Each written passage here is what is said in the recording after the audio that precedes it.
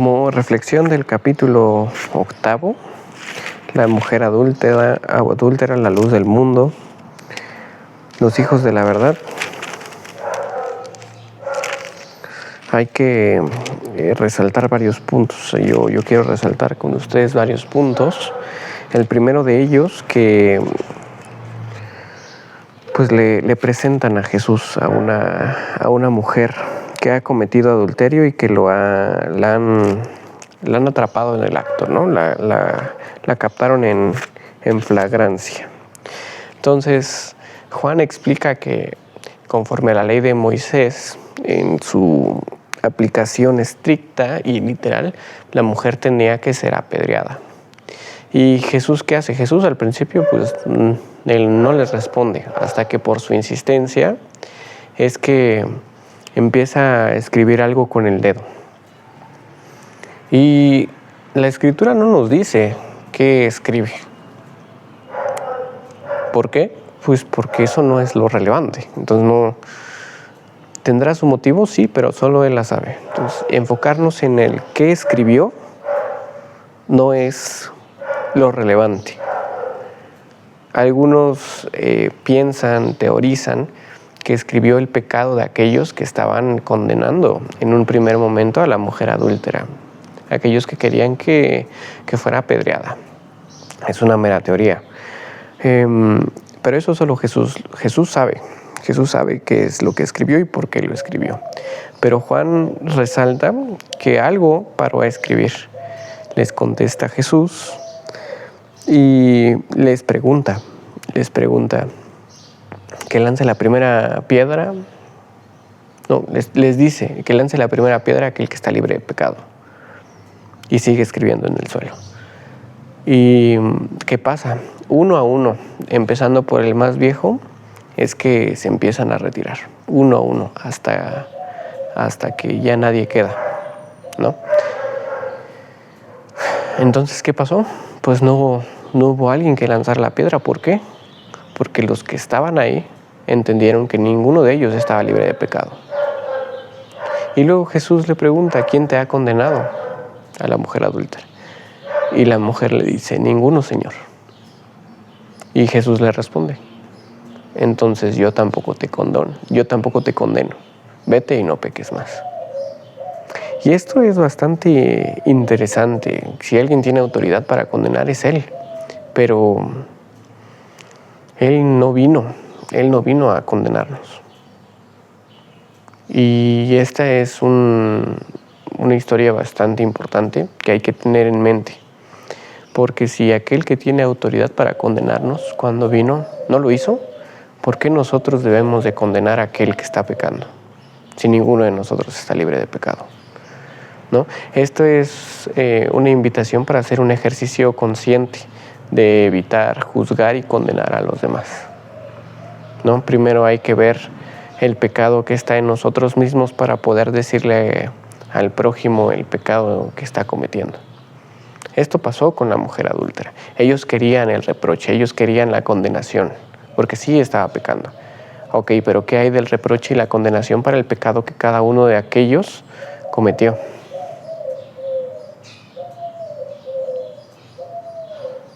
Pues ninguno quiso acordarse de las penas, ¿no? De la aplicación estricta de la ley de Moisés. Ninguno quiso. Y Jesús veía el pecado de cada uno de ellos. Jesús ve el pecado de cada uno de nosotros. Y aún así, no obstante a ello, Él dice: yo no te condeno. ¿Por qué? Porque en estos momentos Jesús viene por nuestro corazón. Jesús nos acepta en el estado en el que estamos, siendo pecadores, todos. Y Él no se limita a: ya pecaste, ya no sirves para nada, ¿no? Ya te condeno y ya vas a ser leña para el fuego, ¿no? El rechinar de los dientes, ¿no? Al contrario, Él levanta a la mujer adúltera y le dice: yo no te estoy condenando, vete, no te voy a castigar en este momento, no te voy a castigar y no peques más, ¿no? Ahora, no le dice: y no peques más porque ya no vas a alcanzar la vida eterna, o no peques más porque no sirves para nada. No, solo le dice, vete y no peques más. Se acabó. ¿Por qué? Por el trabajo que Él vino a hacer, por la crucifixión, por su sangre. Él conocía lo que vino a hacer. Por eso Él dice, yo sé de dónde vengo y a dónde voy. Él conoce la obra, Él es el ejemplo máximo de obediencia, Él es el ejemplo máximo de santidad. Y aún siendo el ejemplo máximo de santidad, no condena a la mujer que se la presentan como pecadora, que sí es pecadora, pero Él no la está condenando. Entonces, yo, que soy un pecador, yo no soy un santo, yo soy un pecador, ¿qué autoridad tengo yo para condenar y juzgar a los demás? Ninguna. ¿Por qué? Porque primero tengo que ver cuál es mi pecado. Y por eso Jesús dice, aquel que persevera en mis palabras es aquel que va a alcanzar la verdad. ¿Y a qué se refiere o qué está tratando de decir? ¿Qué está tratando de decir? Que solo seremos libres una vez que conozcamos la verdad. ¿Cuál es la verdad? Su palabra. Él es la verdad. Él es la verdad. ¿Por qué? Porque mediante el conocimiento de la verdad vamos a saber cuál es nuestro pecado. Es decir, para que yo pueda conocer qué pecado es el que me duelo, qué pecado es el que me está destruyendo, yo tengo que conocer la palabra de Dios. Yo tengo que conocer la palabra de Jesús. ¿Por qué? Porque Él trabaja en nosotros a través de su palabra, ¿no? Entonces, porque dice que seremos libres, solo así seremos libres. Muy fácil, Él mismo lo responde. Y Jesús nos dice, porque aquel que vive en el pecado es esclavo del pecado, aquel que hace el pecado es esclavo del pecado. Entonces Él viene a liberarnos, pero Él dice que no viene a liberarlos de del Imperio Romano, ¿no? Ahí recordemos que los judíos estaban sometidos del Imperio Romano. Entonces muchos pensaron que venía a liberarlos de una dominación política social, pero no, Él viene a liberarnos del pecado. Y esto trasciende el tiempo. Y esto aplica inclusive hoy en día, ¿no? ¿Por qué? Porque el Imperio Romano hoy en día ya no existe como tal. Existe Italia, no existe el Vaticano.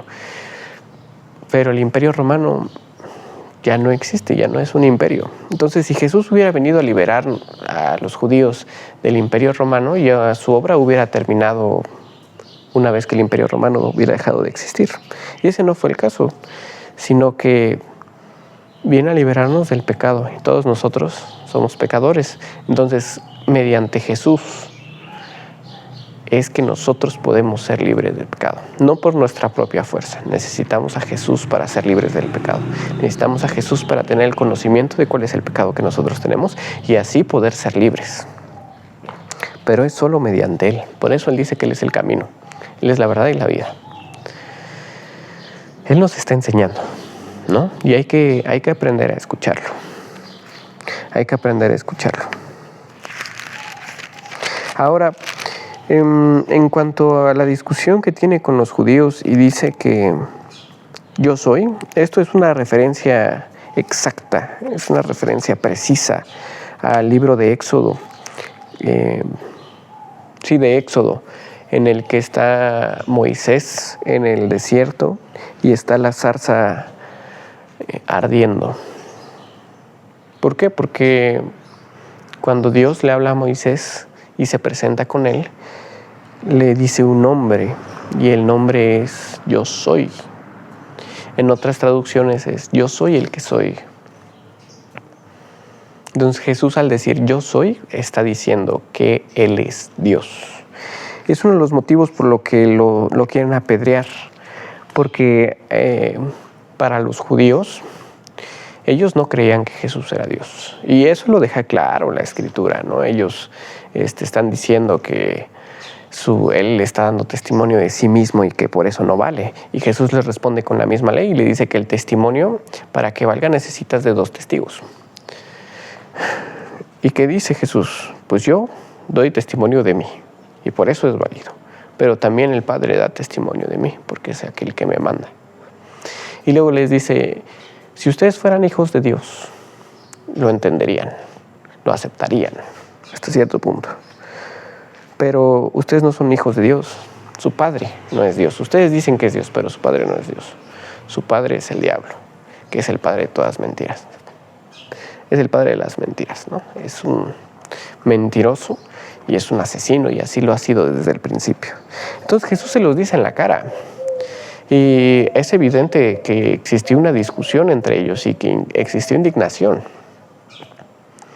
Pues es tanto así que eso generó un sentimiento por parte de estos judíos hacia Jesús de hay que quitárnoslo de encima porque nos está estorbando, porque nos está diciendo cosas, es incómodo hablar con él. No nos dice que todo así, sino al contrario, nos dice lo que estamos haciendo mal, nos dice aquello que nadie se atreve a decirnos. ¿Quién eres tú?, le dicen. ¿Quién te crees que eres? ¿Cuántas veces nos han dicho eso, no? ¿Para qué? Para denostarnos. Y ellos lo trataron de hacer con el mismo Jesús. No estoy diciendo que nosotros seamos equiparables a Jesús, no ese es el mensaje, sino es el contexto en el que se utiliza. ¿Quién eres tú? ¿Quién te crees que eres? Nunca se utiliza para glorificar a alguien o como para alabarlo, no, al contrario, para halagarlo, no. Se utiliza para denostarlo, para volverlo menos, para decirle tú no eres nadie, ¿no? O sea, ¿tú qué autoridad crees que tienes? ¿Tú quién te crees que eres? Así. Y Jesús les contesta, yo soy. Es bastante claro, ¿no? La referencia directa al libro de Éxodo con Moisés, con Aarón, bastante claro. Y por eso estiman los judíos que está cometiendo herejía y que por tanto hay que apedrearlo a la muerte. Pero pues Jesús se oculta o Jesús simplemente se va. ¿Por qué? Porque no era su hora. O sea, oportunidades había, pero no era su hora. ¿Por qué? Porque el Padre no quiso que esa fuera la hora de Jesús. Tiene que cumplir lo que el Padre quiere que cumpla. Y Jesús cumplió. Jesús cumplió. Y esa obediencia no es en subordinación, ¿eh? Esa obediencia es porque Jesús quiso. Recordemos que Dios Padre, Dios Hijo y Dios Espíritu Santo no están subordinados y no existe una jerarquía entre ellos. Tienen roles distintos, pero son uno mismo. Hay que recordarlo, no hay que confundirlo. Entonces Jesús tiene esa libertad de hacer la voluntad del Padre aquí, en esta tierra. ¿Y qué hace? Él decide libremente seguir la voluntad del Padre. Y eso hay que mantenerlo con nosotros, ¿no? Nosotros no tenemos autoridad para juzgar y condenar al prójimo. No. Para corregirlo siempre y cuando nosotros veamos nuestro propio pecado. O sea, hay que tener humildad. Nosotros seremos esclavos del pecado siempre y hasta el momento en el que Jesús nos libere. Es decir, en el que tengamos la humildad de decir que necesitamos a Jesús. Y ya por último, Jesús se presenta diciendo, yo soy. Jesús es Dios. Entonces, esta es la parte final. Hay que recordarlo, hay que decirle gloria a ti, Señor Jesús. Gracias. Hay que agradecerle, ¿no? Por todos los días. Hay que agradecerle porque nos ha bendecido aún siendo pecadores y porque dio su vida por nosotros, porque a través de su sacrificio, a través de su sangre, Él pagó el precio de nuestros pecados. Y si Él pagó el precio de nuestros pecados y no vino a juzgarnos, ¿con qué autoridad nosotros venimos a juzgar y condenar? ¿No? Muchas gracias. Hasta aquí. Que Dios los bendiga.